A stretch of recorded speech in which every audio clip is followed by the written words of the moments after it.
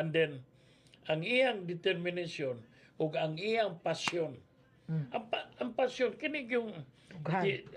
kining Dughan. sud sa iyang dughan sa iyang kasing-kasing. Mo na nga naka-feel siya.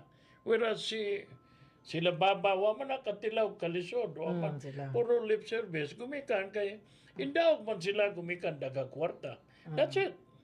Pero moingon nga nakaila sila sa bitaw ng before naibog ko ni Jotor Alba. Kay nakaila gyud siya kada pamilya. Oh. Ilado. Ako whereas ako dili. O nya daghan pong mga parente sila. Whereas ako wala. Parinte ko na sila sa si Mambiti sa Sarabia.